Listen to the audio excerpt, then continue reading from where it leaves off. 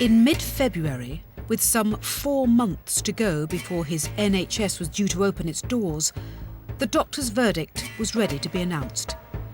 Bevan knew the moment of truth was imminent. The BMA's members' votes were counted in a sealed room. It wasn't long before Bevan discovered the scale of his defeat.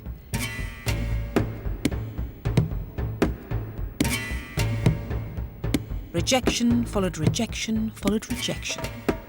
More than 30,000, over 85% of the poll, voted against joining the NHS. It was a disaster for Bevan.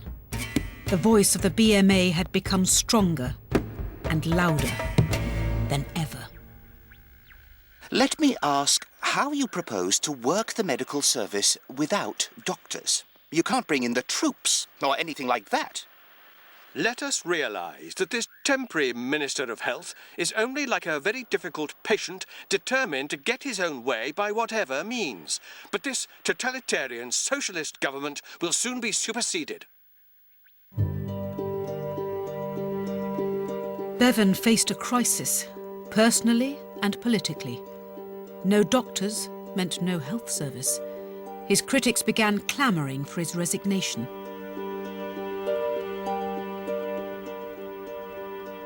Now I can sympathise with that fellow Sisyphus, with his bloody boulder. 2 days after the plebiscite result, he was scheduled to speak in South Wales to his own people. The country would hear him too. There would be no backing down.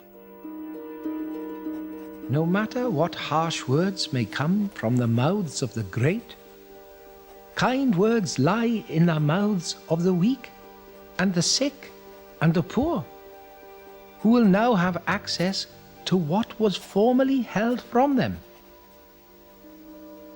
When I hear the cacophony of harsh voices trying to intimidate me, I close my eyes and listen to the silent voices of the poor. Bevan had this remarkable capacity of being able to persuade people that their dreams were realizable. The country was at that time being bombarded with a lot of, not just anti-Bevan personally, but anti the NHS as an idea. Socialised medicine, horrible, just imagine it, and trying to frighten people.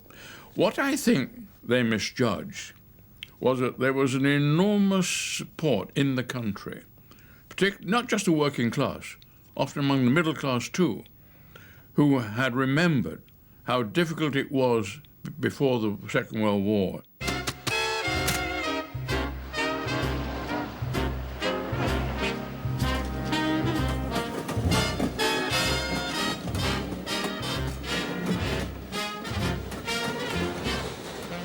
The popular support for Bevan's plans was crucially underlined at the start of March, when Gallup published an opinion poll on the National Health Service.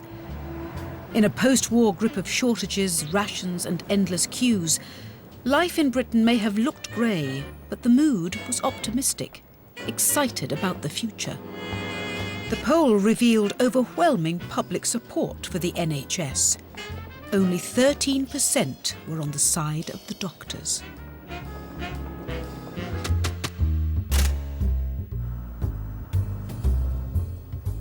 Strengthened by the enthusiasm of the British public, Bevan made the most audacious move of his political life.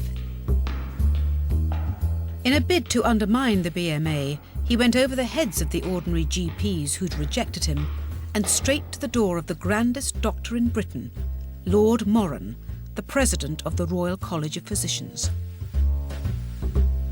It was the last roll of the dice to see if he could turn defeat into victory.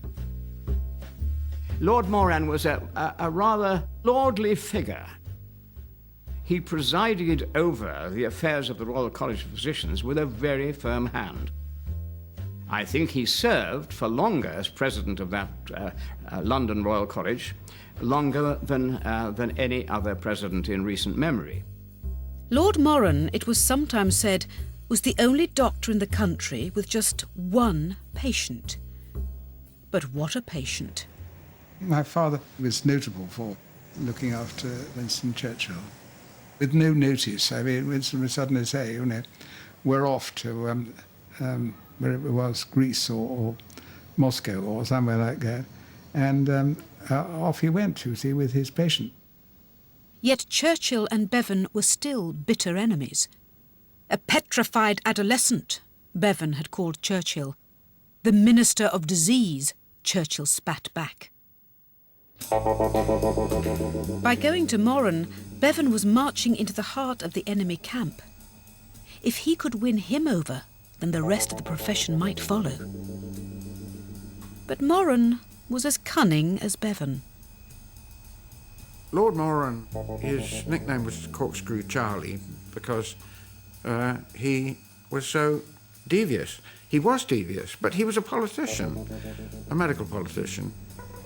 I can remember Nye Bevan coming to 129 Harley Street, and he had a terrible cold, and so I fixed him a whiskey toddy. And he liked that, and he said he liked another one, so I made him another one. My father liked him. Right from the beginning, he felt that he was a reasonable man, and he was a highly intelligent man, a man with whom it was possible to do business on this sort of question. And I don't think it ever crossed his mind, you know, where he'd come from or anything. It was totally irrelevant. As president of the Royal College, Lord Moran controlled the most prestigious medical group in the country, the consultants. They were the least likely conscripts to a nationalised health industry. For decades, they had been in charge of Britain's great charity hospitals, such as Bart's, St Thomas's and the London Hospital. But Bevan knew their Achilles' heel. Their famous hospitals were broke. Charity never provided enough. If he could find some way to pour the state's cash into the hospitals and let the surgeons keep their freedom, maybe Moran would help.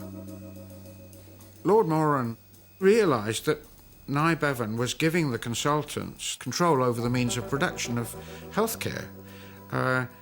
They couldn't afford to provide hospitals and X-ray plants and laboratories and so on. Only the government would do that. So really, it was in their interest to come on board. And when they were told, and you can still have your pad in Harley Street as well, why not? To clinch the deal, Bevan made Moran a very enticing offer. The consultants could have it both ways. They could work for the state and, if they so chose, carry on making lucrative money out of private patients. And Oran Bevan was able to agree that the consultants could be whole-time if they so wished and would be paid a salary in the teaching hospitals for the first time, but that they could also be part-time and be paid a part-time salary and continue with their private practice on a sessional basis. And it was Oran Bevan who said, I stuffed their mouths with gold. Basically, Bevan had the ability to buy folks off. He said to the London consultants, yes, I accept that you're going to lose private practice.